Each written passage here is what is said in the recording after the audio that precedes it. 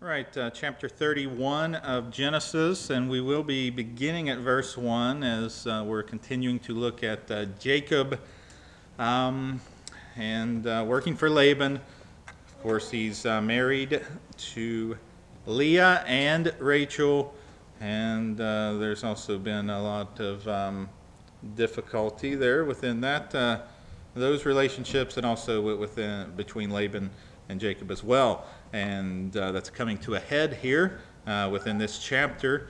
We'll begin by reading the first 3 verses here. He heard the words of Laban's son, saying, Jacob hath taken away all that was our father's, and of that which was our father's he has gotten all this glory. And Jacob beheld the countenance of Laban, and behold, it was not toward him as before. And the Lord said unto Jacob, Return unto the land of thy fathers, and to thy kindred, and I will be with thee.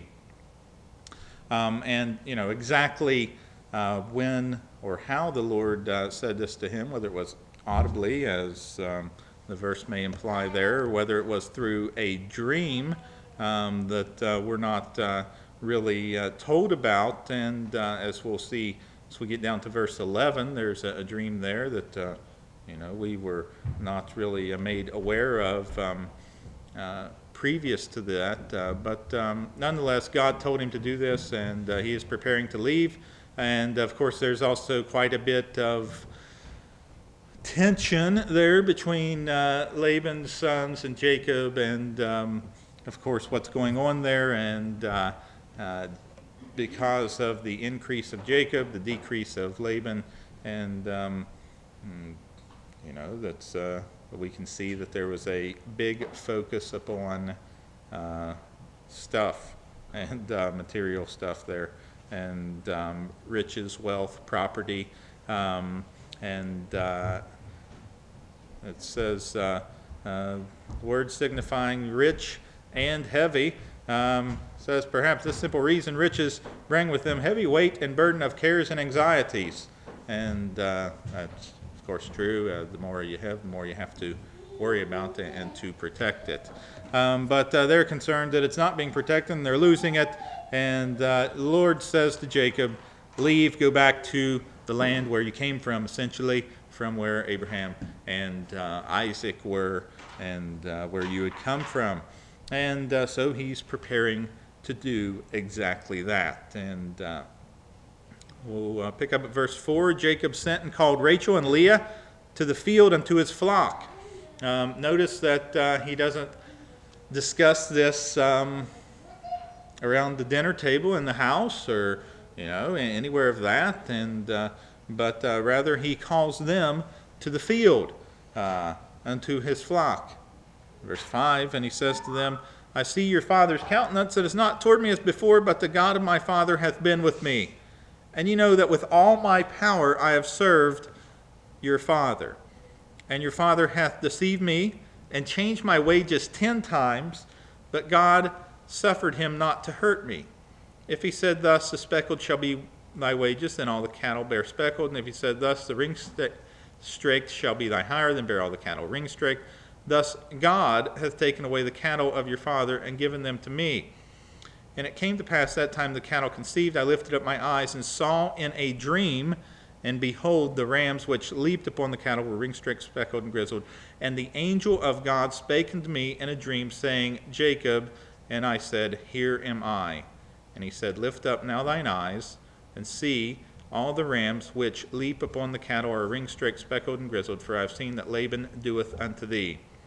I am the God of Bethel, where thou anointest the pillar, and where thou vowest a vow unto me. Now arise, get thee out from this land, and return unto the land of thy kindred.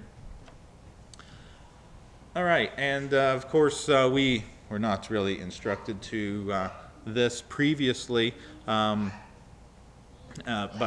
it can be trusted that it did occur, or else Scripture would be clear to point it out to us that, Jacob is supposing to say this, or supposing that this really happened, but it did happen. And notice that this is saying that one thing that crosses my mind is that God caused this to happen, and now he's saying, I want you to go back into your land. And why, and of course it's not an answer that we can get, but why now? Why after 20 years? Why does God use the timing that he does at times? And we don't know why God does use timing here in this exactly, or even in our own lives, but we do know that it's proper and it's right. And God's timing, as we know, is not incorrect. It's not wrong.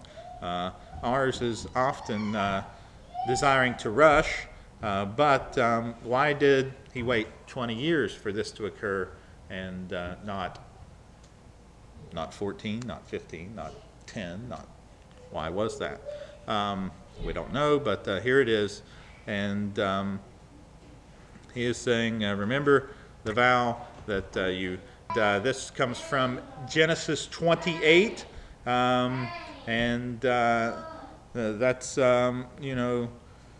where we have the Jacob setting up a pillow of a stone, and also the house of God, the gate of heaven, and all of that. That's in Genesis 28, 16 to 22. And he makes a vow to God and calls the name of the place Bethel. And he said, if God will be with me, will keep me in this way I go, and will give me bread to eat, raiment to put on, so that I may come again to my father's house in peace, then shall the Lord be my God. And the stone which I have set for a pillar shall be God's house. So, he's giving him raiment, he's giving him food. How much peace he's going in, we're going to find out here that there's a little bit of turmoil still going, but it'll get settled here before the end of the chapter. And we'll also see that he's able to go back to his father's house in peace, which you might not think if you didn't already know. If you remember how he left, and that was under apparent threat of death from his brother, you might not think that he's going back in peace, but rather he is. And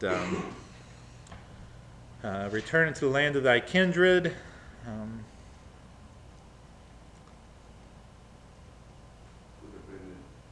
God put Jacob through all that though to build his character. Oh yeah, sure. It says in the Bible to serve, and that's what he did, to serve faithfully and faithfully. Right. And God could have said leave sooner, but he didn't. Right. Yeah. The thing is, that's definite way you could apply that. Was that he was preparing Jacob, and even everything we go through within our lives can be used for that purpose as well.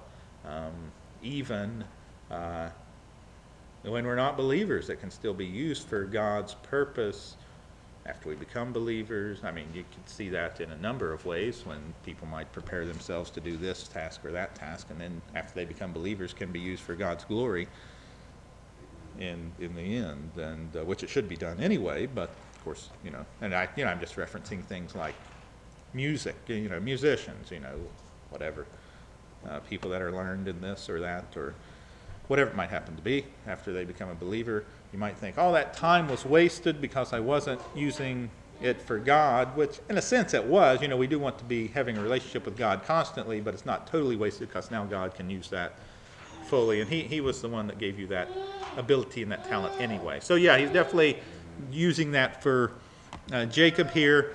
Let's look at how Rachel and Leah answer in verse 14, 15, 16. It's quite interesting because previous to this we have seen them quite contrary to one another. They've been fighting within the household, vying for an upper hand, if you will, within it. But at this point, it appears that they are unified. And of course, there's a lot of stuff that has happened here that we don't know, that we haven't been told. We're told a few short chapters here over a 20-year period. So there's a lot that has happened that we don't know. But look at how they answer. For all their faults, look at how they answer. Rachel and Leah answered and said to him, is there yet any portion of inheritance for us in our father's house? Are we not counted of him strangers? For he hath sold us, and hath quite devoured also our money. For all the riches which God hath taken from our fathers, that is ours and our children's. Now then, whatsoever God hath said unto thee, do. Now, for all their faults that they have had previous to this, I would contend that the church would be much better off, by and large, if we had wives of Christian men that reacted as this. As they said, this is what appears to have happened, this is what appeared to have happened, and the last verse, whatever God said to you to do, you better do it. And that is incredibly wise to do. Instead, often we find within our day, and it's just the way the culture drives individuals. They try and set things. Everyone tries to be in power over the other, even when we have multiple wives. We have one wife, one husband, and they're battling it out over each other to be the leader. Often a man will say, this is what I think God wants us to do. That's the dumbest thing I've ever heard. And that works contrary one to another. It's not that all wives do that, but husbands and men do that towards their wives also. We regularly point out there, oh, look how silly they are, fighting to have the chance for the bed with the husband for this night. But look at how they respond now. And again, I think that would point us to it's not how you start, it's how you finish. And we see that vice versa other times with people that start really good and finish not good. You're better off to start bad and finish good. But and also look, and they speak the truth here. He had sold us. He did. That's exactly what he did. Yeah, and typically we would find or think of, the father paying money to marry the daughter off. This time it works in reverse for 14 years of labor. Not a bad deal for Laban, and they say there's nothing left, that he apparently does not intend to give us anything, and the key to all of that is the last phrase of verse 16. Whatever God has said unto thee, do. If we could just grab a hold of that and obey that and follow that within our own lives, and God typically doesn't use dreams for ourselves. We've got a big long book right in front of most of you right now that he has spoken to us, that we can walk in. What he has said unto thee, do. We can just do that. We'd be really good off. A lot better off than many times that we are. So things to learn there, things to look at, and to be able to gain. Now, to be certain, that does not mean that everything Rachel and Leah did from this point on was perfect, as we shall see in just a few short verses. But, keeping things in perspective, what they did there, what if they said no? His whole plan just falls apart. If one of them says, this isn't a good idea, what are you doing stabbing Dad in the back? What? It's all foiled. It's over. He has no hope of escaping whatsoever. In that culture, they weren't allowed to go against the husband regardless. They could have him stoned if they did. Well, that's true, but considering where he's working at, and how he's saying that Laban isn't towards him, he's definitely saying Laban's not favoring me, he's kind of contrary to me right now. And what they're trying to do there, then, it could have been difficult for Jacob at the very least. But they're going, and total secrecy there. Jacob rose up, set his sons and his wives upon camels, and he carried away all his cattle, all his goods which he had gotten, the cattle of his getting, which he had gotten in Paddan Aram, for to go to Isaac his father in the land of Canaan. So he gets ready to leave. He sets everybody up on the camels. He gets all his possessions. He's ready to go. He's ready to go. Some indications that he already knows that Rebekah is dead, because he says he goes to Isaac his father in the land of Canaan. I don't necessarily think that's exactly what it's saying there, but it could be. Whether or not he knows that or not, we don't know. And Laban went to shear his sheep, and Rachel had stolen the images that were his father's. And Jacob stole away unawares to Laban the Syrian, and that he told him not that he fled. So he fled with all he had. He rose up, passed over the river, and set his face toward the Mount Gilead. It was told Laban on the third day that Jacob was fled. Okay, what we find here is he's leaving, and Laban is shearing sheep.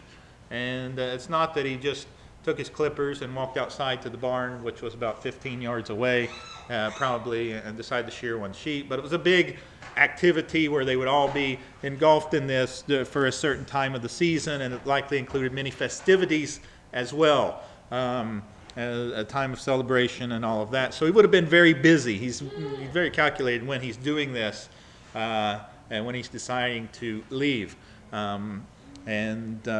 And you might say, well, that's just Jacob being a very calculating individual that he is, but it pays to be wise. He is wise here, but it's not going to really matter in the end because Laban's going to catch him eventually. We know that's going to happen, and it does. But Rachel had stolen the images that were her father's, and these are believed to be, by most people, little idols that were used for worship and things of that sort. Exactly, so clearly she's not totally believing everything that Jacob's God has said to do. I would indeed say that clearly she was not. Laban was likely still involved in some form of idolatry, and I think that's exactly what these things were used for, and she takes them. Was she still into that as well? Well, if she was raised in that, she was still around it her entire life, then it's very likely that she was, had believed it had some power at least. She clearly saw that Jacob's God, who would become her God, many would contend, totally before her death, was powerful, so she was saying, whatever your God has said to do, we better do. But she also took these, and Rachel leaving, stole the images, small idol figurines used in divination, many people believe, and they frequently cropped up in later Israelite history. Often, of course, we know Israelites had regular problems with idolatry all throughout their history up till their being carried away on two separate occasions between the country, two separate occasions. Rachel was definitely influenced. But it also states here in Henry Moore's book, Genesis Flood, it is, not Genesis Flood, but Genesis Record, is also possible, as implied in some Nuzu tablets excavated around 1930, that the teraphim, or idols, were associated with the inheritance or property rights of their owner. If so, Rachel may have stolen them with the thought that possessing them would somehow help validate the legitimacy of her husband's title to the flocks he had acquired while serving Laban and representing the inheritance she had a right to expect. So that's one thing they've dug up out of the ground that's quite interesting, though the scriptures don't really tell us a whole lot about it. But also we see that they flee, and it's told that they pass over the river. Again, they went over the river Euphrates, and that's not a misspoken thing there. It's not impossible for them to do. The river is sufficiently shallow in various places to be able to cross, and they did exactly that. And she steals the images.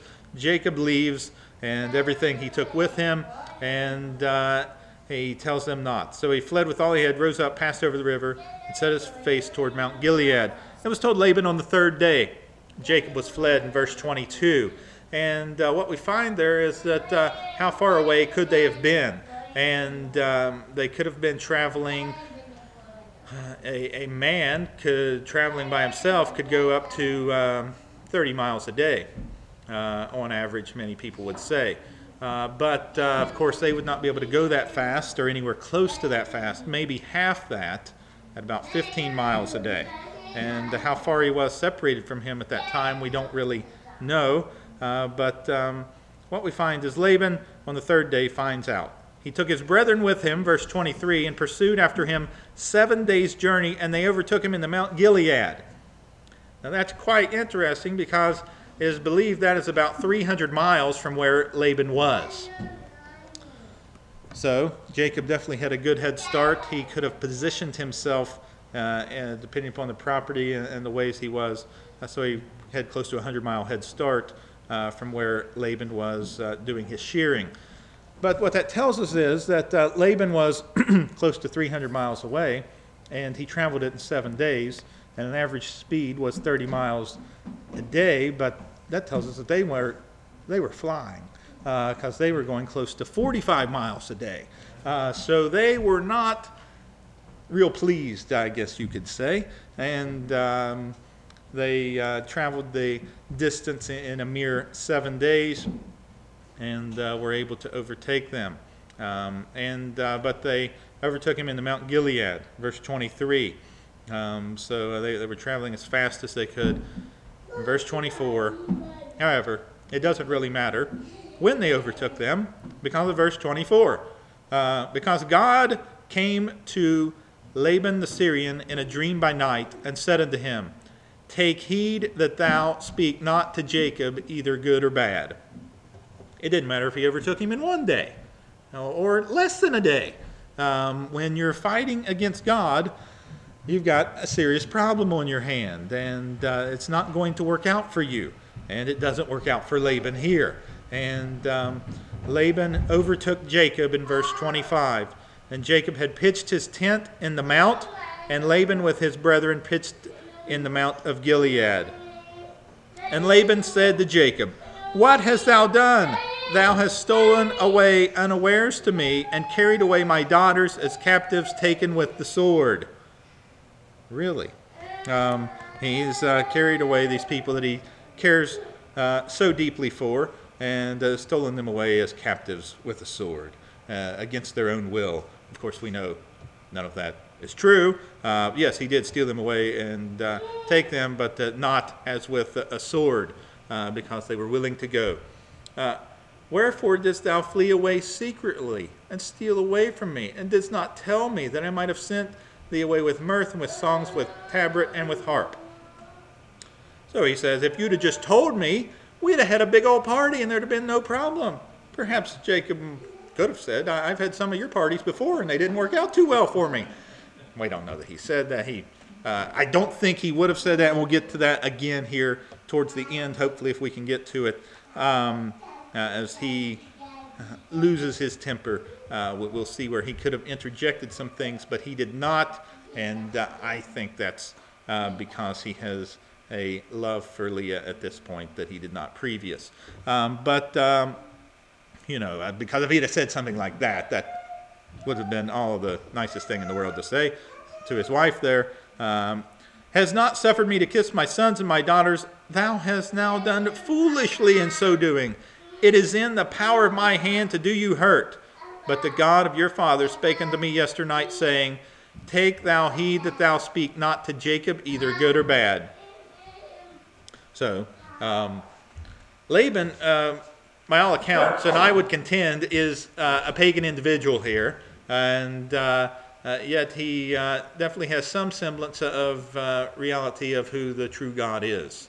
And, if you had the true God come to you in a dream, speak to you, you'd probably obey it too, I think. But he's trying to, I would say, sort of bluff here and talk about how tough he is. But just lucky for you, your God bailed you out because he came to me in a dream last night. And a good thing for you, or else you would be in great trouble. And, whether or not Jacob knew that before he said that, we don't know. But he clearly knows now. And now, though thou would needs be gone, because thou sore longest after thy father's house, yet wherefore hast thou stolen my gods? So you're leaving, you're going back to your father's house. Yeah, I can understand that. That's fine. Now, you should have told me. But why in the world did you steal my gods? And Jacob answered and said to Laban, because I was afraid, for I said, peradventure thou wilt take by force thy daughters from me. And we know nice old Laban would never do something like that. But for some reason Jacob thought he might. And then he continues, with whomsoever thou findest the gods, let him not live. Before our brethren discern thou what is thine with me, take it to thee. For Jacob knew not that Rachel had stolen them. So Jacob says, we ain't got your gods, we ain't got none of your stuff. Whoever has the gods, you can kill them.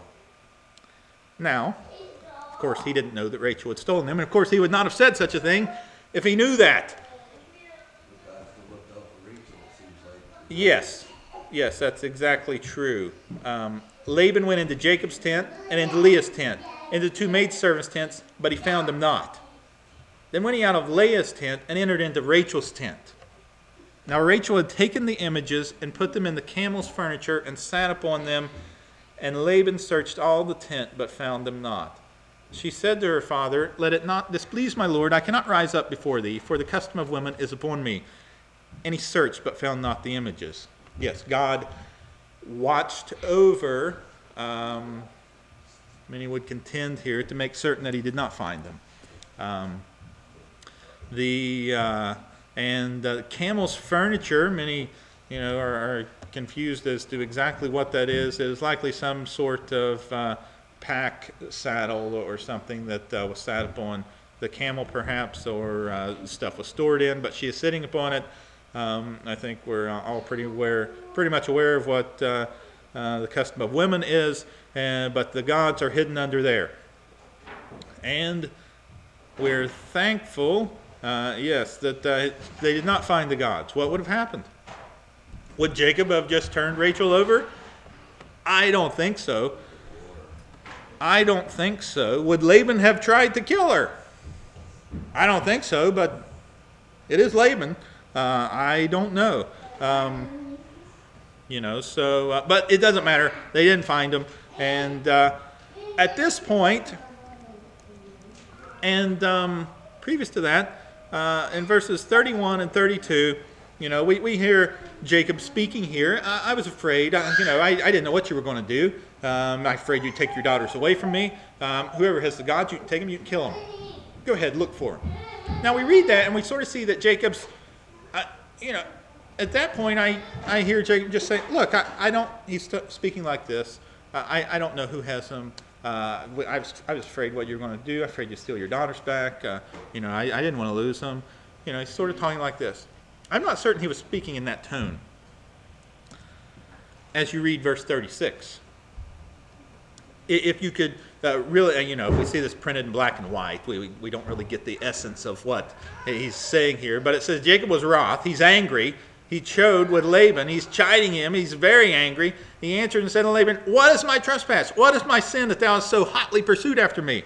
Wherefore thou hast searched all my stuff, what thou hast found of all my household stuff. What have you found? What? Set it here before my brethren and thy brethren. They may judge between us. Set it down. What you got? Of course, he can't set anything down because they ain't got nothing.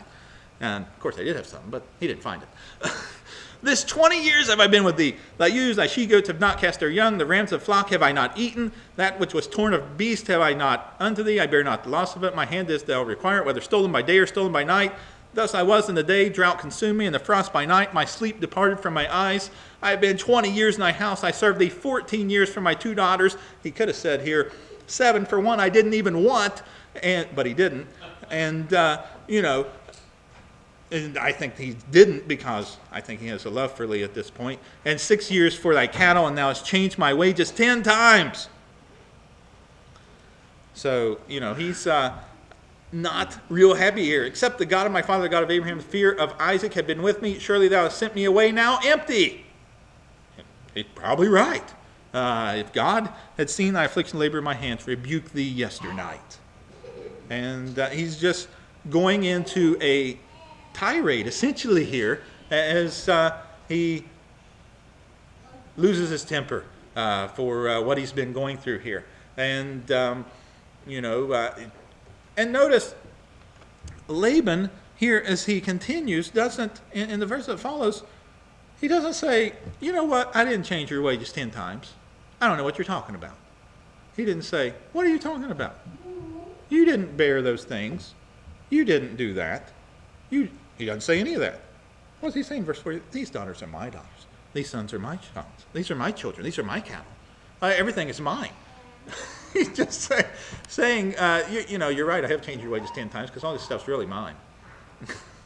And he says, what can I do unto these, my daughters, and the children they have born? We do want to hit back on verse 42 there. It's kind of interesting that he says, there's another occurrence of that, but the God of my father, the God of Abraham, the fear of Isaac. What's up with the fear of Isaac? Many would say Abraham is dead, so he is with God. The fear of Isaac is that Isaac clearly believes in this God, but he's living in the fear of him yet still. And, we live out of course, I believe it's Paul that references working out your salvation with fear and trembling. He's living before God, fearing God, but he's not there yet. He's not there yet. He hasn't attained to be with God because he's still alive. And, we don't really have any other explanation for why he uses that terminology. He's not exempt from the danger of falling. Remember, as we said, it's not how you start, it's how you finish. God is said to be his fear. Lest he should be able to fall someplace. Of course, many would contend you can't do that. That's impossible. But I believe the scriptures bear out otherwise to that. But Laban's saying he doesn't disagree with what Jacob has said. He just says, oh, Jacob, these are my children. These are my people. These are my things.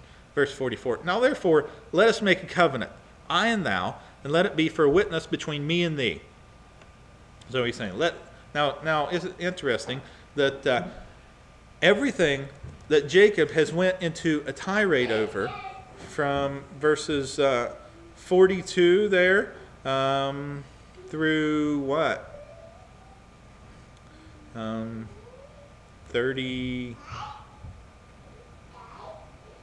37, 36 through 42. He goes into this tirade listing everything that has occurred, and Laban doesn't deny it. He's like, yeah, but anyway, here, let's make a covenant. He's like, yes, I've done all these things wrong to you, but now let me set the terms of the covenant. And Jacob, in verse 45, took a stone and set it up for a pillar. Jacob said unto his brethren, gather stones. They took stones, made a heap, and they did eat there upon the heap.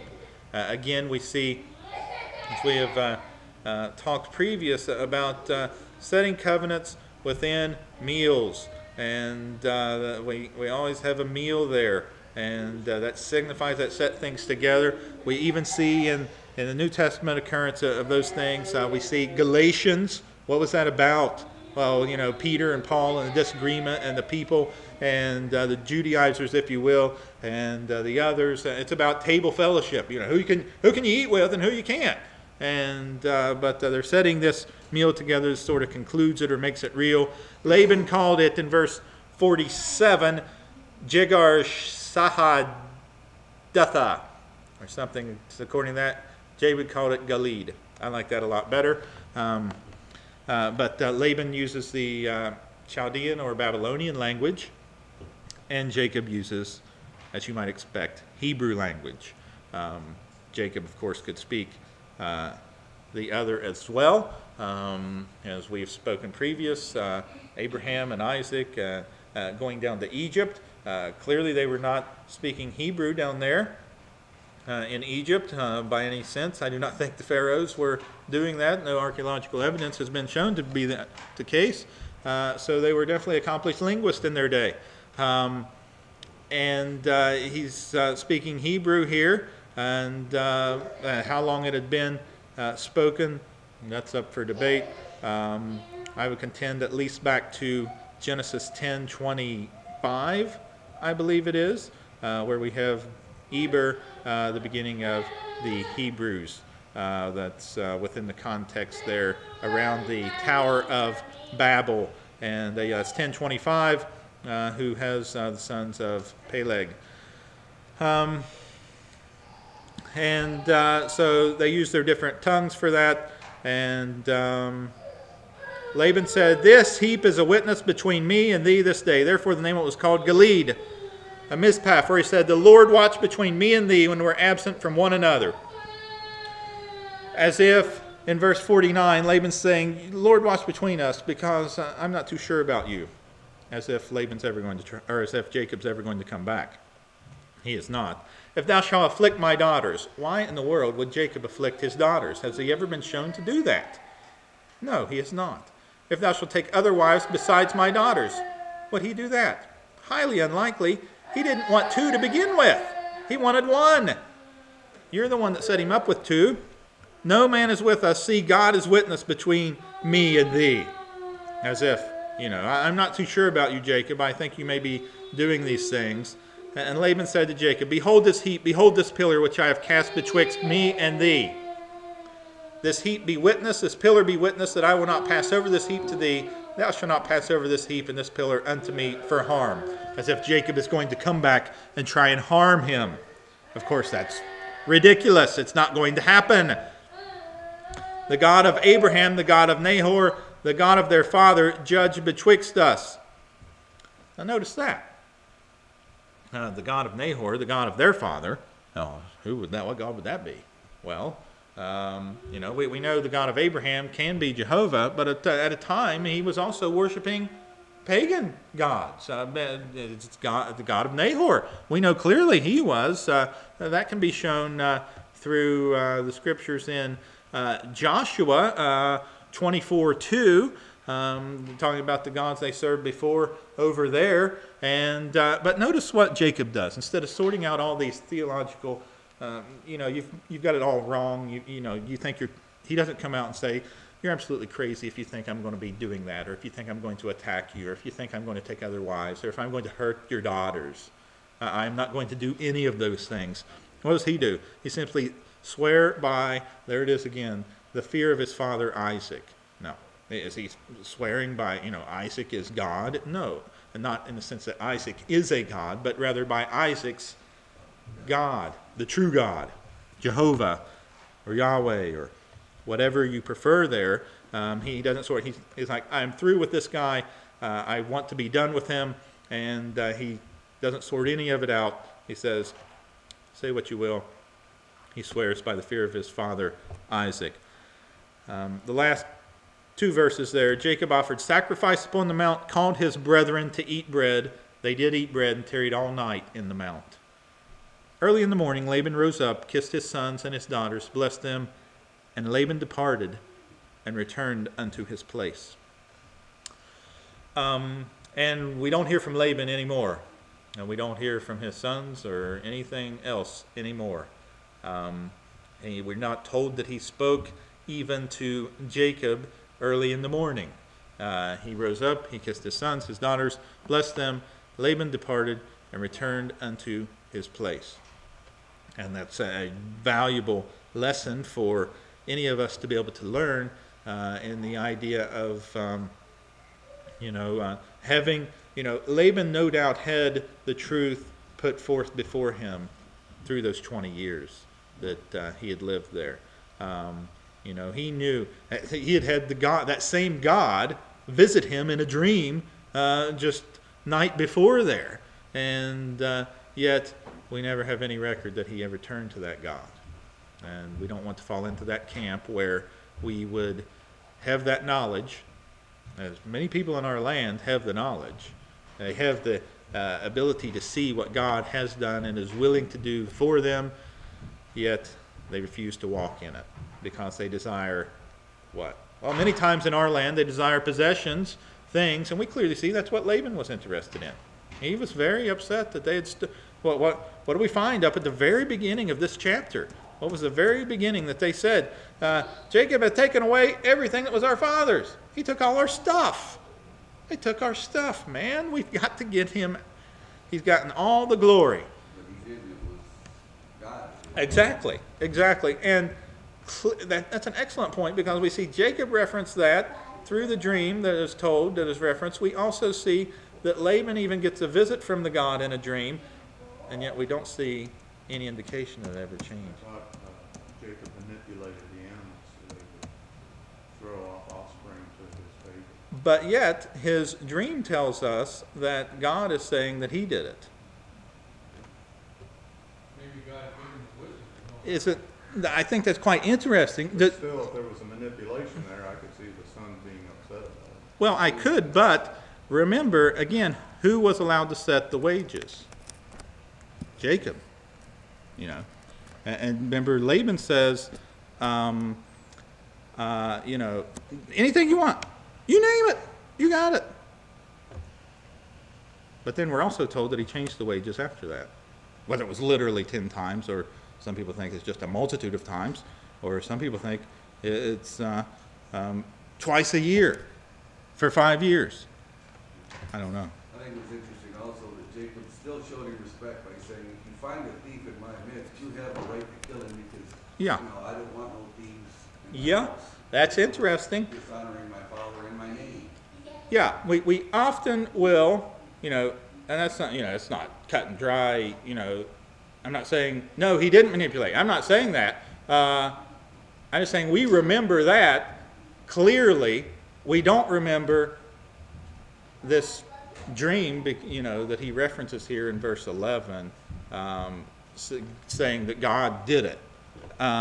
You know, even if he, you know, whether he had the intent to, and God really did it anyway, you know, despite the intent, or, you know, whatever it happened to be, he was, you know.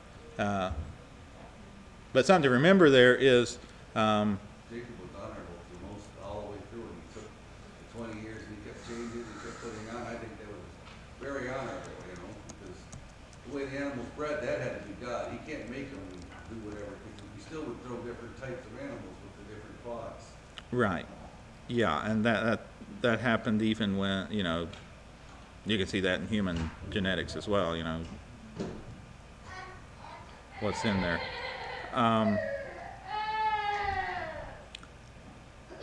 But yeah, the point that I would say is, you know, that really is important is seeing how the things Laban knew. I mean, he had a dream, a vision from God, If God is with us, who can stand against us? and he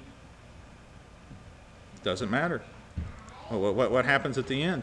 It's like he sets up this covenant, which is a bunch of nonsense in reality. You know, make sure you treat my daughters right. Make sure you don't take others. You know, God is my witness, and you know, come on. It's kind of written, though, too. It says, serve the Lord shall not strive, be patient and gentle. Yeah. Jacob done right there, instead of arguing with him. Yeah, that's also interesting correlation that you can make between Jacob previous with Esau. You know, they rushed things. Boy, 20 years, I mean, you know, can we pick out things where he could have done things better? Yeah, I'm sure we can. I wish I would have the patience that he had there, you know, because I think lots of times we have a desire to, you know, desire to see God move things or do things, and sometimes we'll take things in our own hands, and we need to be patient and allow God to work. And what we do see here clearly is that Jacob is saying, you know, he hears what they're saying, but clearly we all see verse 3. The Lord said, leave. And, you know, personally, if it had been me, if I'd have been there 14 years, I wouldn't have been there 14 years in a day. You know, but I can't imagine being there 14 years anyway. But you know, that's But I think he waited on God's word. yeah, he did, and that's to be commended. And that's, you know, those are good things to point out and reference here, I think, because we regularly reference Jacob's faults. We regularly reference everybody's faults. You know, we remember. We remember David's sins. That they're clear, they're blatant, they're obvious. We remember Noah's sins. We remember all those things. It kind of gives hope for us, too. Yeah, it does. Ugly things we do, God can forgive us. Oh, yeah. Sure he will. Sure he will. God will forgive any and all that seek his forgiveness. All right, let's close with a word of prayer here. Dear God, we thank you for this day, for this time together. Thank you for this word that you have left us with, and pray that you would be with us as we go from here, that you would watch over us, protect us, guide us throughout the remainder of this week. Help us to be focused and worshiping you and proclaiming you. And we ask this in Jesus' name. Amen. You're dismissed.